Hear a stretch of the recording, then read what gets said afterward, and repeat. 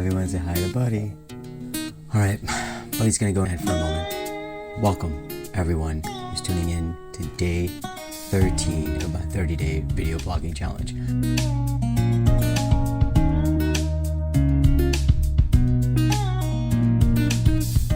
I know it's been a minute, y'all. There's a number of amazing life updates, some peaches, some pits, along with a few other peaches that I'd love to share with you. I'm gonna run through those real quick, and then we're gonna pull a card. Okay, first things first. Amazing. I just got back from, we're gonna start with a peach and then a pit. I just got back from Washington, D.C. Our organization, Ever Forward Club, and Ashanti branch, the founder, just amazing, beautiful soul brother. I get to work with every day. It's awesome. We get to create some beautiful magic. He and Ever Forward Club were recognized by the U.S. Surgeon General's Award, one of 6 civilian recipients of this award. So it's a tremendous honor. He brought his team, he brought his mom, and he brought 2 young men who are 15 and 17 who are alumni of the work that he's done and who he has been shepherding in many ways.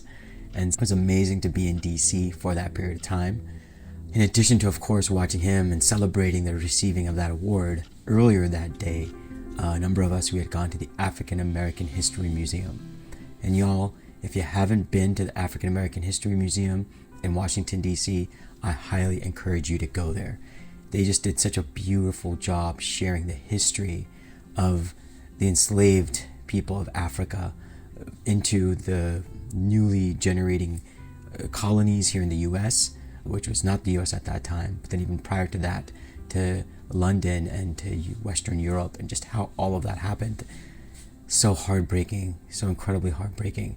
They even had pictures of how these people who came from Africa were enslaved, but how they sat in the ships, boys here, women here, men here, just having to lay down in these very small, incredibly small quarters. It was just heartbreaking, and at the same time one of those things that it's really important to watch. It's really important to witness and bear witness to the journey of the struggle of humanity. So that was just a powerful exhibit. So that's a peach, which is beautiful, and it was amazing to actually just to complete that peach. It was amazing to travel for the first time and hop on a plane for the first time through Southwest. Thank you, Southwest. In probably 6 to 7 years. So it was amazing. A pit, a very recent pit. This has been something that's been really weighing on my heart, has been my uncle, my mother's youngest brother, just passed away. I just got word a few days ago, and I haven't seen him in about 6 to 7 years. I'm sorry if I get a little emotional here. I've been processing a lot and crying a lot, so maybe I cried it all out. I cried out all the pain, but he was one of my favorite uncles. He was the last youngest sibling of my mother's side, and a few months ago I had lost my youngest uncle on my father's side, my father's youngest brother. So it's just been really interesting, kind of sitting with these losses. And I think the biggest takeaway in many ways is that, so this uncle, he lived a sordid life. He lived a really colorful life. He did a lot of work during a certain period of his life, and then he went through some twists and turns, and he had gotten a divorce, and his son didn't really want to have much relationship with him and things like that. And I'm not quite sure what the recent past was, because he and I hadn't connected. But then but when we were connected during the time that I was in India about 5-6 years ago, I would go visit him, we would hang out. He would really open his heart to me. And I'm now doing the men's work that I'm doing and working in these spaces of creating spaces of safety where dudes also, in addition to educators in schools and things, but guys also are able to share about our feelings and what's really coming up for us and the pressures that we go through. When in this society, if you're a man who's like over 55 and single or divorced, and you don't have any family really to keep checking up on you and checking in on you, and you can't compete with the 30-year-olds and the 40-year-olds, what happens to you? You get forgotten and marginalized, just like people who are differently abled, or you get treated with those kinds of stigmas, right? And that's why the high suicide rate of men is actually single men who maybe are widowed or whatnot, but over 60 to 85 or 60 to 75 is like the highest other demographic of men who pass away. Anyway, thanks y'all for listening, and I'm going to pause there. So that was the pit. Let's leave on a high note. One of the peaches is that I found an incredible rate to go to Hawaii.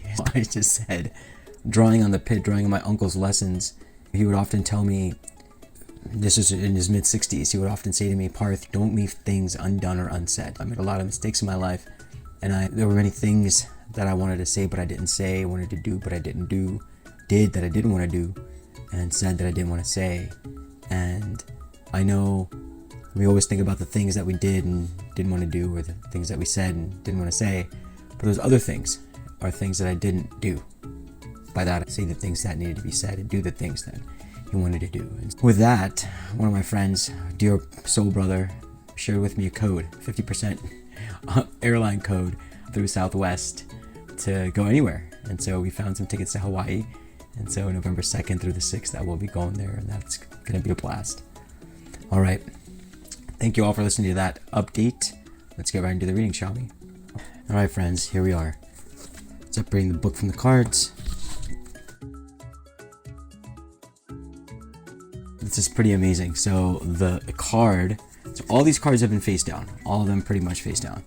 And yep, and this is the only card that I cut the deck and it was face up. I cut the deck and this card was face up. So this is surrender to the sweetness. Okay, let's get into that surrender. Amazing. And with this, I call upon my uncle's spirit who's in the in-between world. Nitin Mama, I love you so much.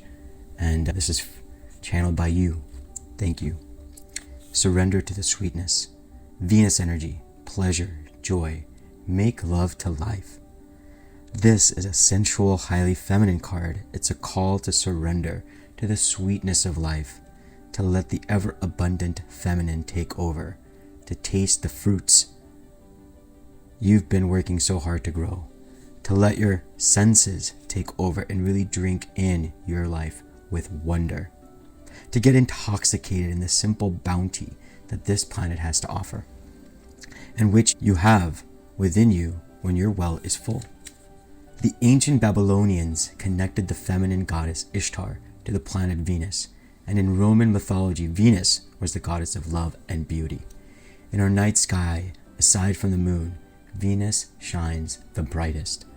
Time is our most precious resource, and it's the greatest healer. If you've been all work and no play, this is a sign to take some time out. Wow.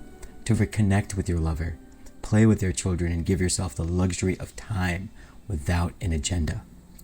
Many of us are so busy building our lives that we forget to enjoy them. We forget why we decided to build them in the first place. Disconnection from the sweetness causes more pain than we realize. So many of us walk into soulless buildings 5 days a week in the name of survival. We strive to build a life of our dreams, but drive ourselves to exhaustion. This card is wooing you back to the pleasures of being human, to focusing on what really matters and enjoying your incredible life. Starseed Soul Inquiry. How can you surrender to the sweetness of life? What's one way you can enjoy your life a little bit more? Wow, what a beautiful card. And it's so poignant because my mind could not make sense of the impulse that I felt today when I booked those tickets to Hawaii with friends. But this card really affirms that, because in my mind the consideration was, will I be able to get the time off? Will I be able to do this and do that? Where am I going to stay? And where's the dog going to go? What's going to happen? This and that, all these considerations. But now just surrendering to the sweetness. It's just so beautiful, really beautiful. So my invitation to you, friends, is again the Starseed Soul Inquiry. How can you surrender to the sweetness of life? And what's one way you can enjoy your life just a little bit more? As you know, customarily, at the end of every vlog, we do a little prayer. So I'd like to invite you to close your eyes for a moment. Take a few breaths. And the prayer that I'm called to share here is a prayer that connects us with Ganesh consciousness. The consciousness of Ganesh, which brings us into our power, which brings us into who we are. That's right. Brings us into who we are. And also, by doing that, by coming into our power, we allow the energies that align with us to align with us even more and even deeper. And those energies that no longer align will move away. So I I invite you to take a deep breath and just relax and exhale. And allow this prayer to move through you. Om Gananam Tva Ganapatikum Havamahe Kavim Kavinam Upamashravasthamam Jeshtarajam Brahmanam Brahmanaspata Ana Shunvanno Tepe Siddha Sadhanam. Om Shri Mahaganapataye Namaha. Om Shanti Shanti Shanti. Let's take a deep breath in. Friends, you may even want to put your hands up in solidarity if you want to, but we're connected. May all the things that are aligned with your sense of deserving, your sense of self-worth, may it all come to you. May that which no longer aligns with you go away. Peace and love, my friends, and we'll talk to you very soon. Now that I got my internet fixed, more vlogs soon. Peace and love.